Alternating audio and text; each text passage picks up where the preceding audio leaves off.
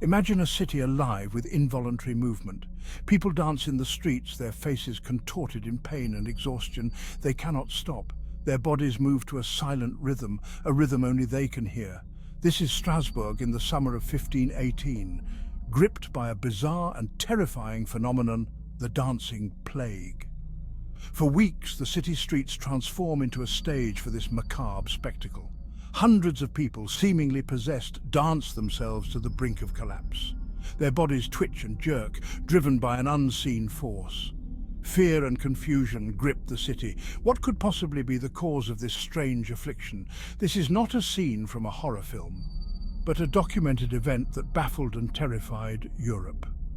The dancing plague of 1518 stands as a chilling reminder of the mysteries the human body and mind can present.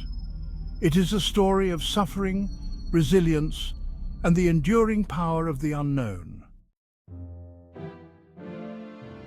Strasbourg, in the year 1518, was a bustling hub of trade and culture. The city was alive with the sounds of merchants haggling, the clatter of horse-drawn carts, and the chatter of people from all walks of life. It was a place where different cultures and ideas met, creating a vibrant and dynamic atmosphere. Situated on the Rhine River, Strasbourg served as a vital link between France and the Holy Roman Empire. The river was not just a geographical feature, but a lifeline that facilitated the flow of goods, people, and ideas. It connected Strasbourg to major trade routes, making it a crucial point of exchange in Europe. Merchants from across Europe converged on its markets, trading goods and ideas. The market was a melting pot of languages and cultures, with traders from Italy, Spain, the Netherlands, and beyond.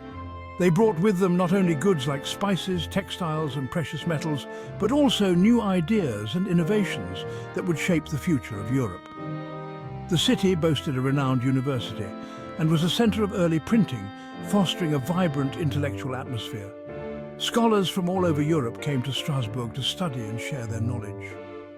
The printing press, a relatively new invention, played a crucial role in disseminating ideas quickly and widely, making Strasbourg a hub of intellectual activity. Despite its prosperity, Strasbourg, like much of Europe, faced significant challenges. The wealth generated by trade and commerce was not evenly distributed, leading to stark contrasts between the rich and the poor. The city was a place of great opportunity, but also of great inequality, with many struggling to make ends meet. It was within this context, a world teetering between progress and uncertainty, that the dancing plague would erupt, shaking the very foundations of their existence. The sudden outbreak of uncontrollable dancing was both a symptom and a symbol of the underlying tensions and anxieties of the time. It was a manifestation of the stress and strain that the people of Strasbourg were under. A bizarre and tragic episode that would be remembered for centuries to come. The strange events began in July 1518. A woman named Frau Troffea stepped into a narrow Strasbourg street and began to dance. There was no music, no apparent reason for her sudden outburst. Yet she danced, her movements erratic and uncontrolled. Days passed, and Frau Troffea continued to dance, her energy seemingly inexhaustible. The townspeople, at first amused, grew concerned. What possessed this woman to behave in such a bizarre manner? Was it a curse, a sickness, or some form of madness? As Frau Troffea's solo performance continued, a chilling development occurred. Others began to join her. One by one, people felt an irresistible urge to dance, their bodies mimicking her frantic movements. The plague, for that is what it would become known as, had begun its insidious spread. Section 4, a city consumed, the plague's relentless grip. What started with a solitary dancer soon engulfed the entire city. It began innocuously enough, with a lone figure moving to an unheard rhythm, their feet tapping and bodies swaying in a seemingly harmless dance. But this was no ordinary dance, it was the beginning of a nightmare that would consume Strasbourg. Within a week, dozens of people were dancing in the streets of Strasbourg. The phenomenon spread like wildfire, with more and more citizens succumbing to the inexplicable urge to dance. The marketplace, once bustling with trade and chatter, now echoed with the sound of shuffling feet and the occasional cry of pain. Their movements, initially erratic, seemed to converge into a grotesque, synchronized frenzy. It was as if an unseen puppeteer was pulling their strings, forcing them into a macabre ballet that none could escape. The dancers moved in unison, their bodies twisting and turning in ways that defied human endurance. They danced day and night, their faces contorted in a mixture of agony and ecstasy. The relentless motion left them with no respite, their expressions a haunting blend of joy and suffering. The city was alive with the sound of their torment, a constant reminder of the plague's unyielding grip. As the days turned into weeks, the number of dancers swelled into the hundreds. The streets were filled with a sea of bodies, all moving to the same relentless beat. The plague showed no signs of abating, and the city's inhabitants were left to wonder if it would ever end. The plague spared no one. It did not discriminate based on age, gender, or social status. The rich and the poor, the young and the old, all found themselves caught in its relentless grip.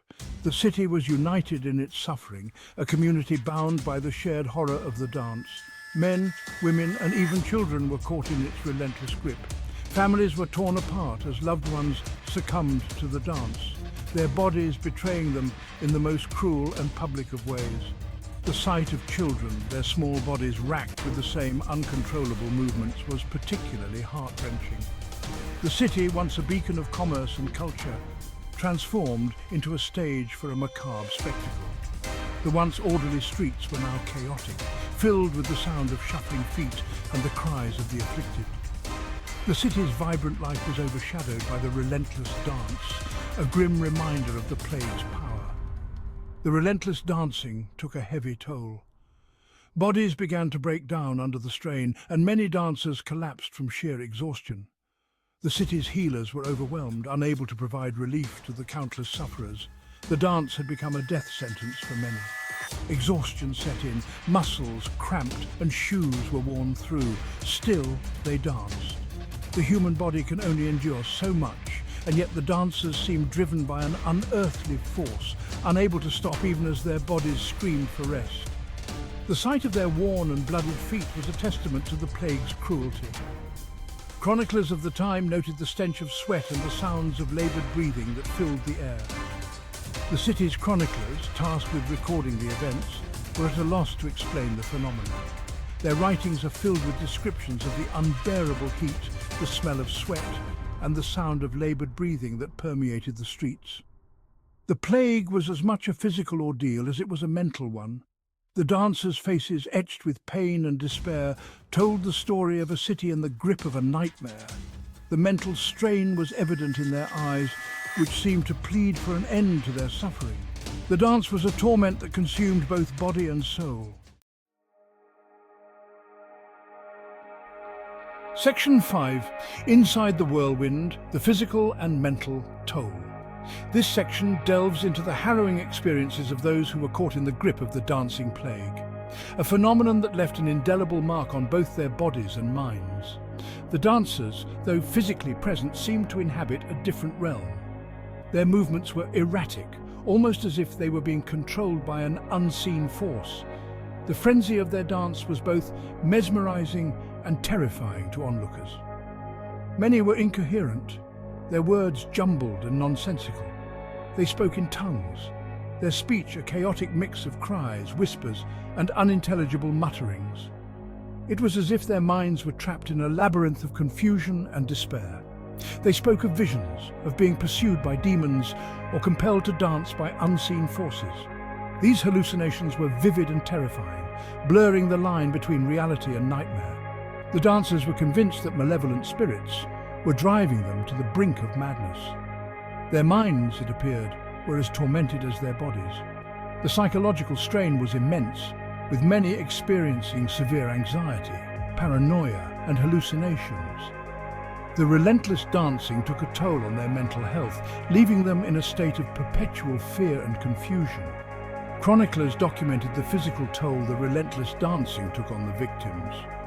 These records provide a harrowing glimpse into the suffering endured by those afflicted. The descriptions are vivid, detailing the physical and mental agony experienced by the dancers. Feet bled, skin chafed raw, and bodies grew gaunt from lack of sustenance and sleep. The physical toll was evident in the wounds and sores that covered their bodies. Their feet, in particular, bore the brunt of the relentless movement, becoming raw and bloody from the constant friction. And bodies grew gaunt from lack of sustenance and sleep. The dancers were often unable to eat or rest, their bodies wasting away from the constant exertion. They became emaciated, their faces hollow and eyes sunken, a stark contrast to their once healthy appearance. Some collapsed from exhaustion only to resume their frantic movements upon regaining consciousness. It was as if their bodies were no longer under their control, driven by an insatiable need to keep moving. The cycle of collapse and revival was a testament to the relentless nature of the plague. The plague was a relentless tormentor, pushing its victims to the very edge of human endurance. The dancers were pushed to their physical and mental limits, their bodies and minds breaking under the strain. The relentless nature of the plague left no room for respite, driving its victims to the brink of collapse. The psychological impact was equally devastating. The constant motion, the lack of sleep and the sheer terror of the situation chipped away at the dancers' sanity. They were trapped in a cycle of fear and exhaustion, their minds unraveling under the strain. The constant motion, the lack of sleep, and the sheer terror of the situation chipped away at the dancers' sanity. They became increasingly detached from reality, their minds lost in a delirious world of their own. The psychological toll was immense, leaving many in a state of perpetual confusion and fear. They became detached from reality, lost in a delirious world of their own. The dancers were often unable to distinguish between reality and hallucination, their minds trapped in a nightmarish loop.